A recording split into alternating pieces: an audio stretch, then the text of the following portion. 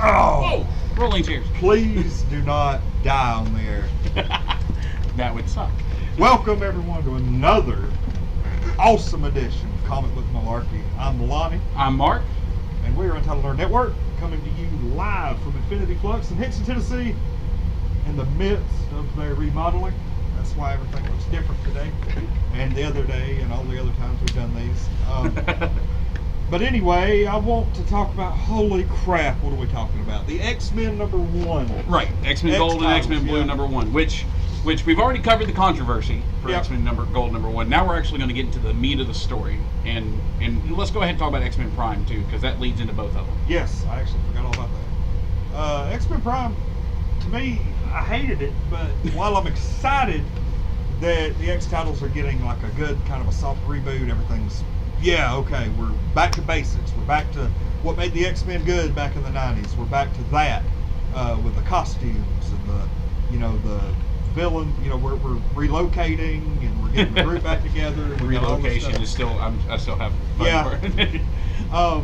I actually like the fact, just going by some of the PR stuff that they put out and everything, I like two things. Number one, I like the fact that Shadowcat is leading the X-Men now. I love that. I'm a huge Shadowcat fan. But what I'm so excited about, and this is just really flying under a lot of people's radar because nobody cares really except for me, and that is the fact that they're Generation X.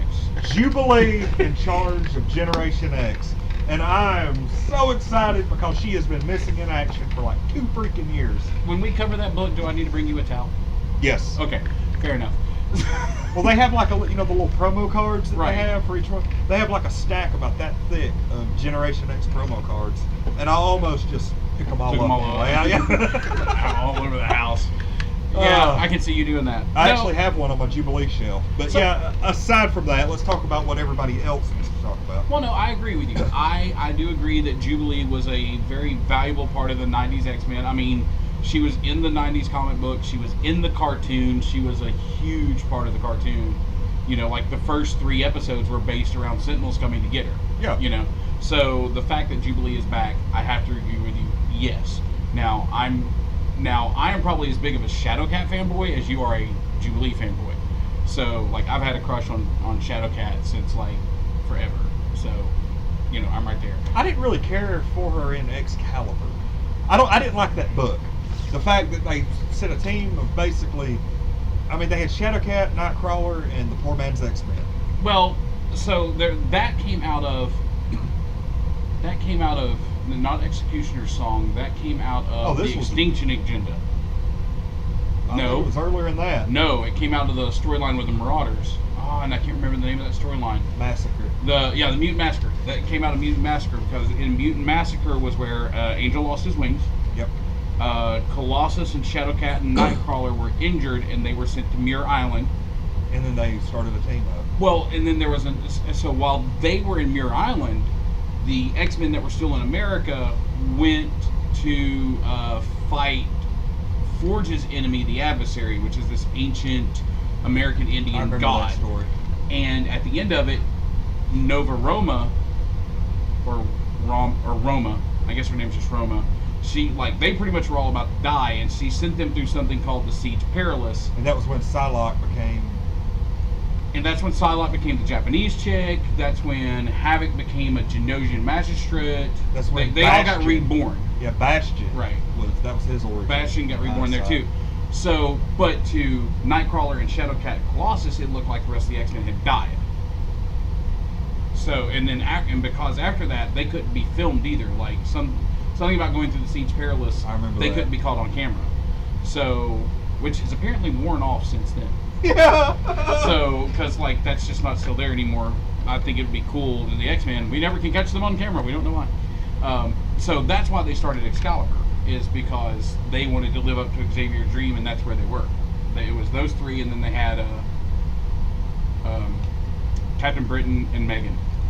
That was also the same thing with the New Mutants too, wasn't it? Because Magneto kind of ran that group because they actually thought that the X-Men were dead. Well, no, Magneto was running the New Mutants because Professor Xavier went out into space to be a lover of Lalandra, the leader of the Shire Empire. He does seem to shirk his duty quite a bit. Well, when you've got like an alien bird lady wanting you to father her children, you gotta go.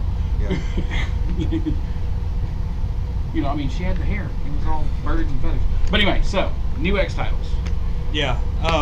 Man, that hair works well. You've got you've got X-Men Blue, which features the original 5 X-Men, X-Men Gold, which is the new group of X-Men, Generation X, which hasn't been released yet, which is also, there's going to be a Cable series, a Jean Grey series, and an Iceman series. And the other one that has been released is Weapon X. I was pleasantly surprised with number 1. Now, say up to this point, 2 issues have been released of Blue, Gold, and Weapon X, and for whatever reason, I think it was like a few weeks ago, Gold released, and then Blue and Weapon X released the next week. Right. This week, Blue, Gold, and Weapon X, number 2, all released at the same time. And I haven't read those yet, but I've read all the number 1s. And I've read Weapon X number 1 and Gold number 1. I have issues with the time displaced team. I really do. I mean, because they're making, so the fact that they're time displaced and they're going to have to go back means that all the character development that they're getting right now has to be erased. Here's what I'm thinking.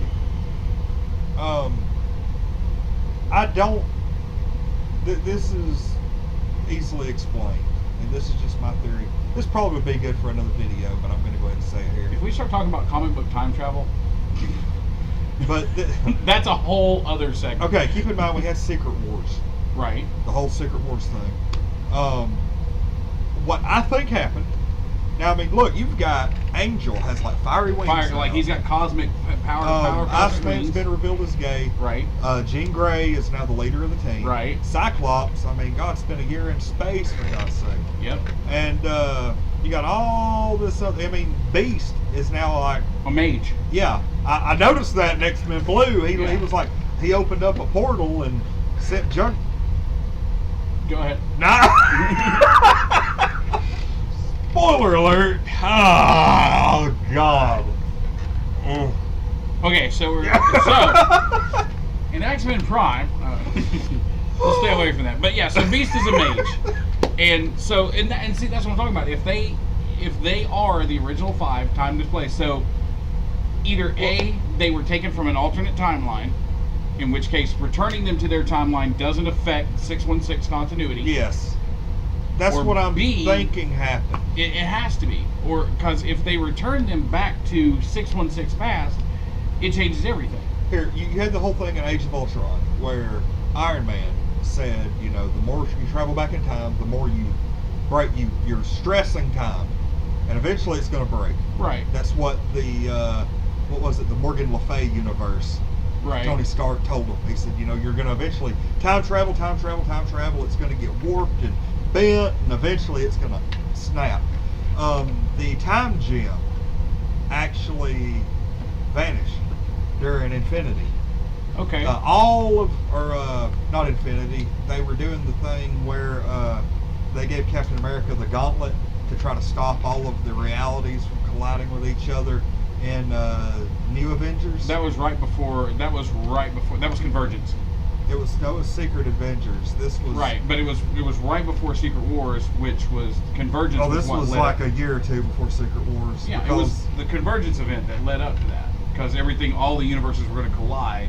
Yeah. And somehow Doctor Doom and Reed created Warworld, which is how they pretty much saved everybody. No, this was like a year and a half, 2 years before that. I'm out of step.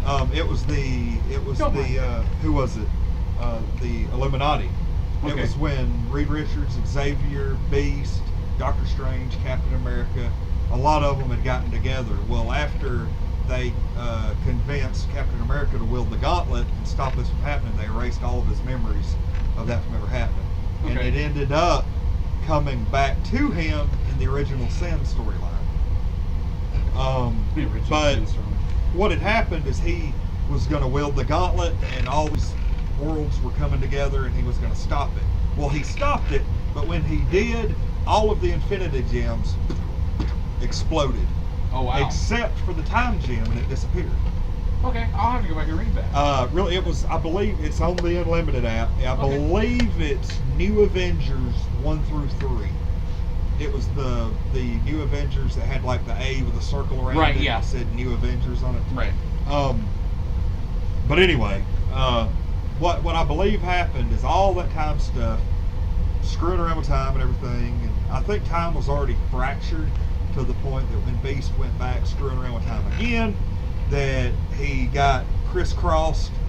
Right. And either he went back into a different timeline, or when he came back, he was in a different timeline than originally.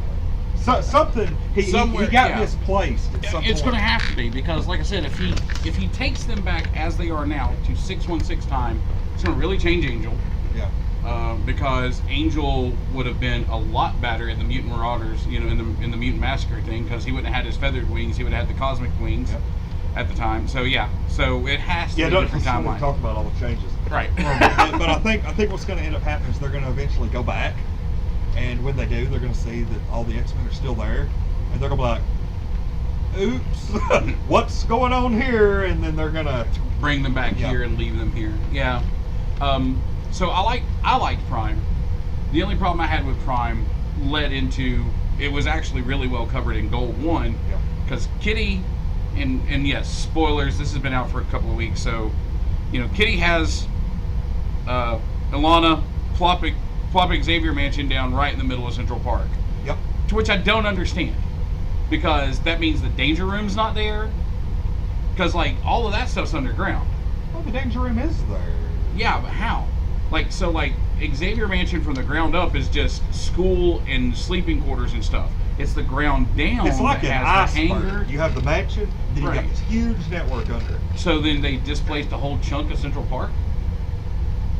Maybe. Okay. Well, I mean, there's sewers and stuff that run underground, so I'm not real sure. But it's probably better not to ask. They plop it down in the middle of Central Park, and I'm like, first off, why would you take it away from Xavier's home? From Salem Center? Because he owned that property. Yeah, he owned that property, so you don't have to worry about, And then I was like, there's going to be repercussions. You can't just plop down a building in the middle of Manhattan and not have repercussions. And then in Gold 1, this guy shows up. Well, they did say that she cleared it with them beforehand. Well, before they did it. Yeah, well, that was mentioned. And it's covered again in 1 where she's like, yeah, I've already signed like a phone book worth of papers for the mayor's office. And he's going, yeah, and this guy's like, yes, but this is your bill for the first 6 months of your rent. Yeah, it was like $17 million. Like $17 million or something like that. And Kitty's eyes are about yay big. And so I was like, okay, at least they covered that there are repercussions for doing this instead of just going, oh, the school's there and nobody's going to say anything. Do you think they will cover where they're going to come up with that money? They're going to have to. Either that or move. No, they're going to have to move. See, I really want them to move it back to Grey Malkin Lake. Yeah. I'm sorry. That's. I want to see what the place looks like now that the mansion's not there. Probably just a big ground with a hole in it. Yeah. Oh, and the boathouse. The boathouse will probably still be there. There's a boathouse out there. But surprise, surprise! I honestly wasn't expecting a lot out of Weapon X, but that book pleasantly surprised me. Old Man Logan. Yeah. Lady Deathstrike. Yep, Lady Deathstrike. What appears to be Sentinels, and you get a hint of Sabretooth. Yep. Sabretooth's still a good guy. Sabretooth. Flip-flop thing or whatever they did. You know what? I don't remember, because Sabretooth had kind of sort of bounced back and forth on that fence for a while. Like, he worked with X-Force for a while, and then it seems like Sabretooth is still a good guy, but he still hates Wolverine. Right. And have they ever covered why they hate each other? Because like for the longest time, the theory was that they were father and son. Yeah. And then they broke that. And then when they did Wolverine Origins, they heavily implied that Dog was Sabretooth. Yeah. But they broke that, which would have made him his brother, or his half brother. But they broke that. Have they definitively given Sabretooth's origin and I've missed it? I think it may just be some kind of rivalry where he's just, you know how sometimes you have like there's a definitive rivalry that causes you to kill someone that someone loves on their birthday every year. Well, it's like, it's one of those feuds that probably just got lost in time, and it's like we don't even know why we hate each other anymore. We just hate each other. And then there was the one theory. Did you hear about the one theory that like basically Wolverine isn't a mutant human? he's a mutant Wolverine. Like, he started out life That was as the a Wolverine original thing and, like, they were mutated. gonna go with, and they were like, no, let's don't do that. All the wonderful possible origins of Wolverine, and we get Sick Boy in Canada. He's a mutant human because in X-Men, I think it was like number 99, X-Men, like the 90s series, X-Men Right. 99, whenever the High Evolutionary did that force field around Earth that turned all the mutants human, Wolverine was dying from adamantium poison because Right. he lost his healing factor. So And then shortly after that was when that could be retcon. Magneto ripped his adamantium out. It was We found out he 75 had real issues claws. beforehand. He had real claws. That's when we found Yeah, out. well, the so claws. that happened in X-Men 25. Right. This is X-Men number 99. Okay. So yeah, it was like a bit before that. Apocalypse gave him the metal back. Yeah. Um, When he made him into war or death. oh, here we go getting sidetracked. Okay, sorry. Now Stay you on target. you Stay can't on help target. it because once you start talking about a current storyline, it links in with so many other stories from even 20 years ago. And but yeah, I mean, you know, why does Wolverine hate or why does Sabretooth hate Wolverine? Why does Wolverine hate Sabretooth? The world may never know. But yeah, Sabretooth and Wolverine end up running into each other. Come to find out, Wolverine wants his help, and he's like, "Look, these people are against us both. We need to help each other out." And Sabretooth's like, "I'm not going to help you." And he's like, "Well, you ain't got any other choice because I led them right to your doorstep." And it's kind of like, I want to say almost like Sentinel, Reaver type. I don't know what these things are, but they're people. They almost remind me of the Prime Sentinels from Operation Zero Tolerance, where they're people and then they're activated and they become big robots. Right. So yeah, Prime Sentinels. Yeah. Operation Zero Tolerance stuff. Prime Sentinels. Like it. We'll talk about that at some point. But I'm liking the new run on X-Men. I really am. Again, Shadowcat. I mean, you've got Shadowcat and the banter between her and Rachel is there because they've been best friends since the beginning, and just the banter between them is perfect. Yeah. Like, you know, like Rachel walks in and Kitty's talking to Peter.